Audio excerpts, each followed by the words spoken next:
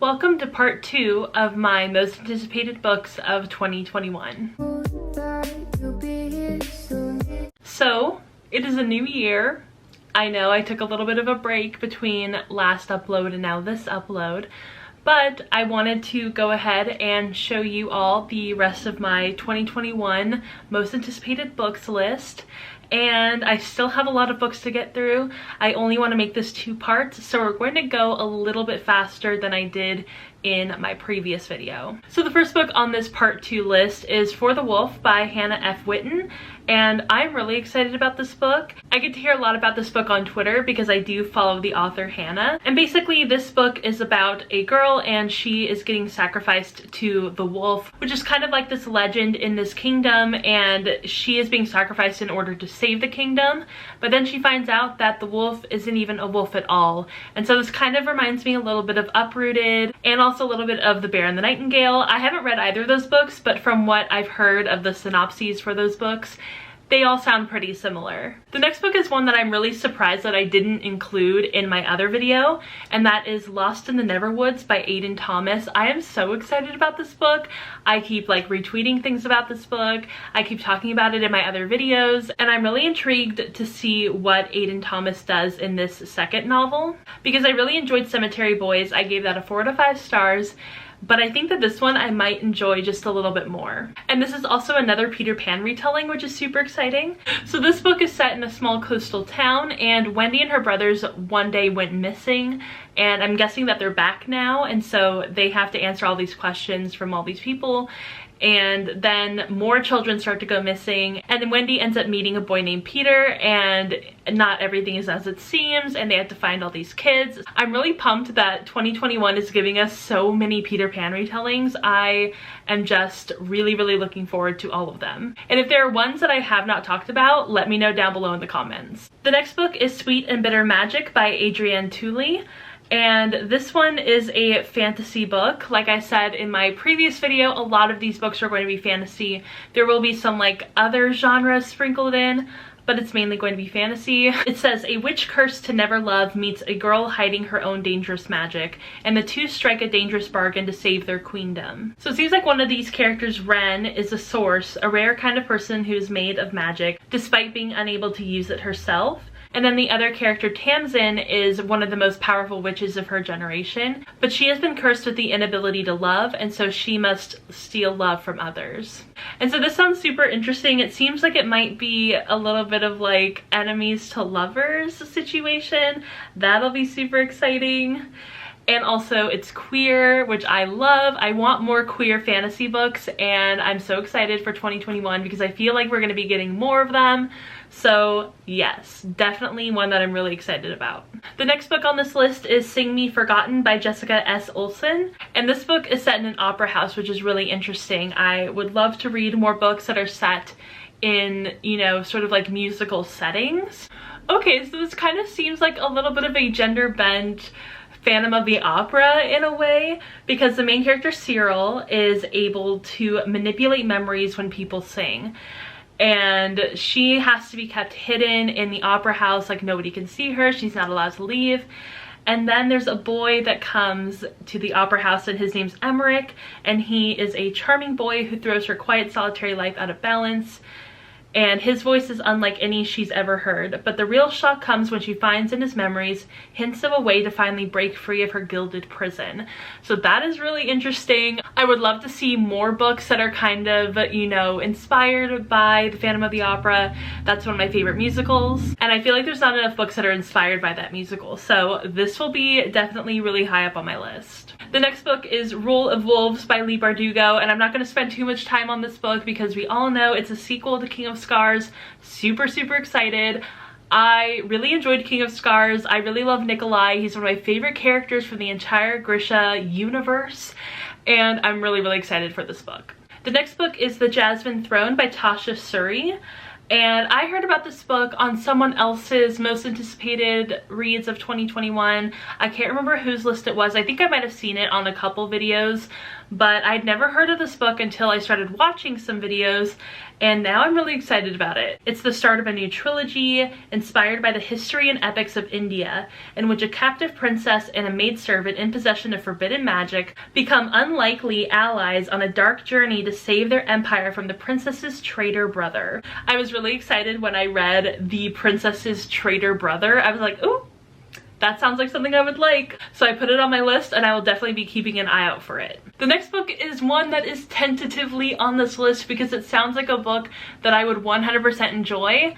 However, it is written by 2 authors, which from my track record over the years, I don't think I've ever rated highly a book written by 2 authors. I don't think anything above like a 3 stars. So I'm nervous, but I'm also very intrigued. And so this is All of Us Villains by Amanda Foody and Christine Lynn Herman. I follow both of those authors on Twitter. I really like them. I'm still nervous about it being a book written by 2 authors. It says, after the publication of a salacious tell-all book, the remote city of Ilvernath is thrust into worldwide spotlight.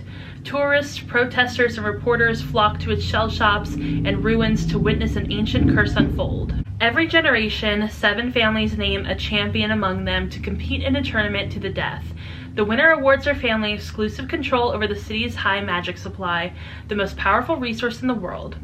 So this kind of seems like a fantasy version of the Hunger Games, which I am 100% down for. I'm ready. I'm excited. I loved the Hunger Games when I was in high school. I actually read the prequel to the Hunger Games last year, 2020, and I really enjoyed that one as well. So I'm kind of in the Hunger Games mood. I'm ready for it, and I think this will be a lot of fun.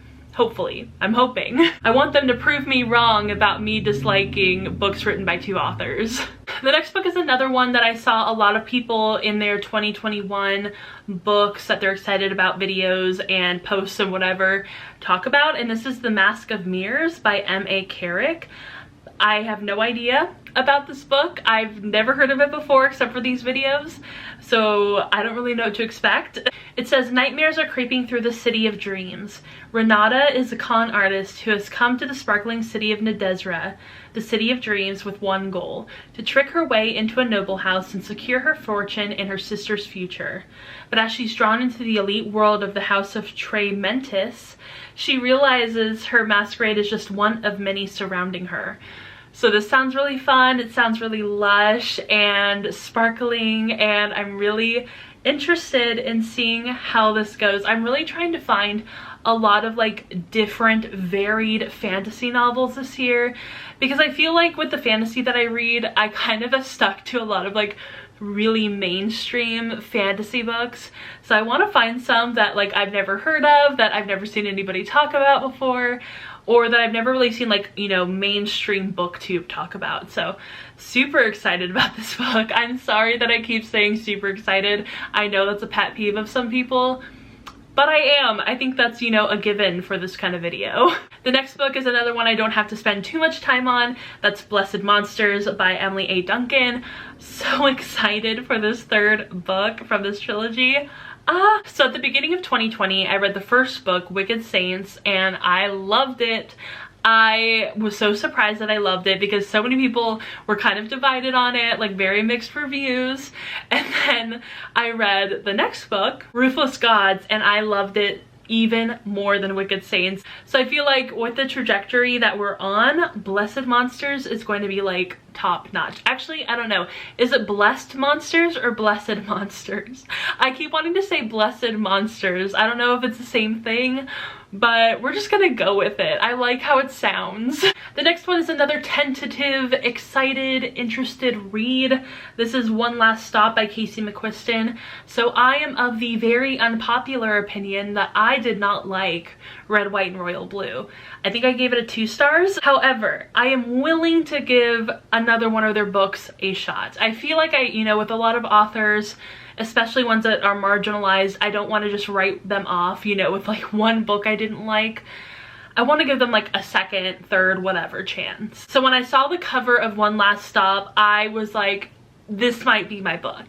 Maybe I didn't like Red, White, and Royal Blue. Maybe it wasn't for me, but this one looks like it's for me. So I'm very excited about it because there's a plus size girl on the cover, which is just, it's so exciting. A lot of, you know, books with plus size representation will immediately go on my TBR just because I want to give them a chance.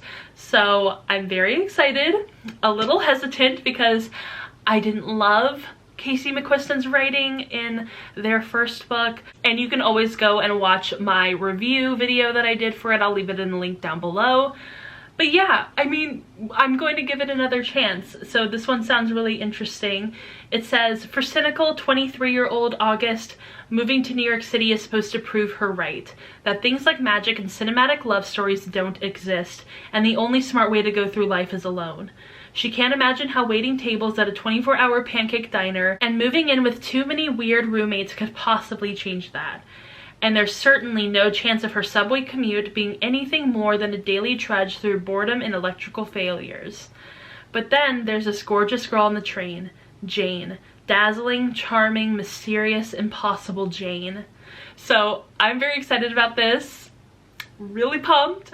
I love books that are set in New York, especially ones that aren't like Gossip Girl set in New York, but more like Roomies. Is that the book? Yeah, Roomies by Christina Lauren.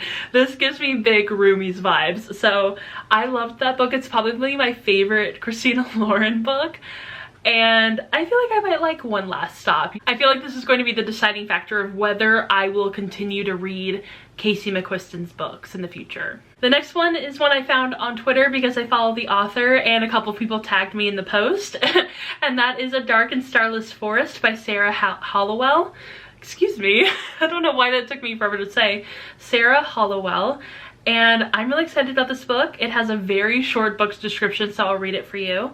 It says, when her siblings start to go missing, a girl must confront the dark thing that lives in the forest and the growing darkness in herself in this debut YA contemporary fantasy for fans of Wilder Girls. So, very excited about that description, even though it's like really short. It's like maybe one sentence, one very long sentence. I'm very excited about it. I'm really pumped for this like fantastical contemporary book that features some fat representation. I love the cover so much. It's gorgeous. And I almost feel like I kind of want to like recreate the cover a little bit. I feel like if I blow out my hair so it's not like super curly, and then maybe if I just like pin back my bangs a little bit, I think I can kind of do a little bit of like a, you know, book cover and then me. That'd be really fun. So the next book on this list is Ace of Spades by Farida Abike Eyamide. And I am very excited about this book. And this is one of the few thrillers on my list. I don't read a lot of thrillers, but this one definitely popped out to me. And it says, an incendiary and utterly compelling thriller with a shocking twist that delves deep into the heart of institutionalized racism from an exceptional new YA voice. So this definitely gives off some dark academia thriller vibes. And it says, welcome to Niveus Private Academy, where money paves the hallways and the students are never less than perfect until now. Because anonymous texter Aces is bringing two students' dark secrets to light. Talented musician Devin buries himself in rehearsals, but he can't escape the spotlight when his private photos go public. Head girl Chiamaka isn't afraid to get what she wants, but soon everyone will know the price she has paid for power. Someone is out to get them both, someone who holds all the aces, and they're planning much more than a high school game. So yeah, definitely dark academia, a little bit of maybe Gossip Girl vibes, a lot of conversations on race and power, and I'm very excited about this book. And I've seen so many people also get really excited about this book, so I feel like this will definitely be a really big standout in 2021. The next book is one that I've seen so many of my favorite authors talk about on Twitter, and it is Down Comes the Night by Allison Saft. And I've seen specifically Emily A. Duncan talk about this book a lot, which I feel like if Emily A. Duncan likes a book, then it is very likely that I will also like this book. So very excited. It says, he saw the darkness in her magic. She saw the magic in his darkness. Ren Sutherland's reckless use of magic has cost her everything. She's been dismissed from the Queen's Guard and separated from her best friend, the girl she loves. So when a letter arrives from a reclusive lord asking Ren to come to his estate, Colwick Hall, to cure his servant from a mysterious illness, she seizes her chance to redeem herself. That sounds really exciting. It kind of sounds a little bit like A Sorcery of Thorns. Just a little bit, just a little bit. And I'm really excited about it. And like I said, if Emily A. Duncan, author of Wicked Saints, likes a book, it's very likely that I will also like this book. So I'm very excited, and I've been hearing about it for months. I've had it on this list. It's probably the first one that I added on this list.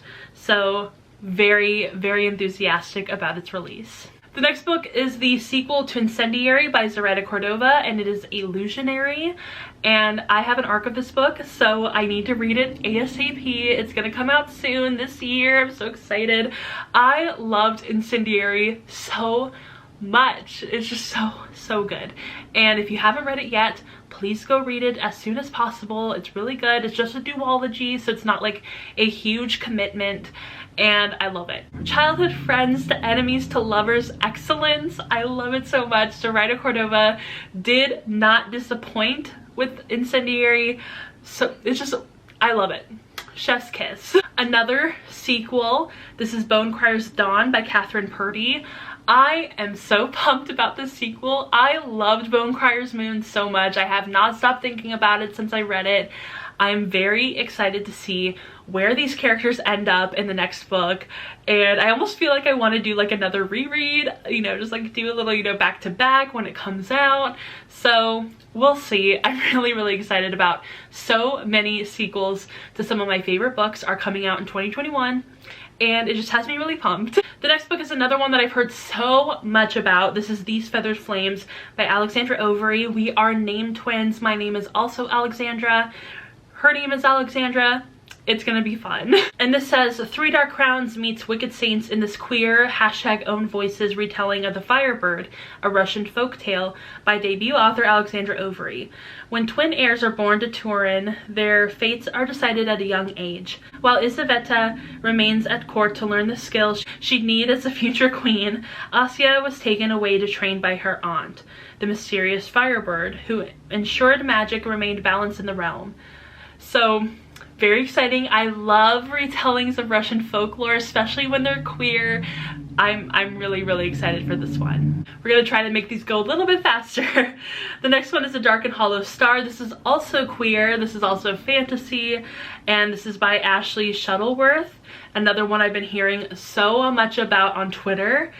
And this says, choose your player, the Ironborn half-fae outcast of her royal fae family, a tempestuous fury, exiled to earth from the immortal realm and hellbent on revenge, a dutiful fae prince determined to earn his place on the throne, and the prince's brooding guardian burdened with a terrible secret.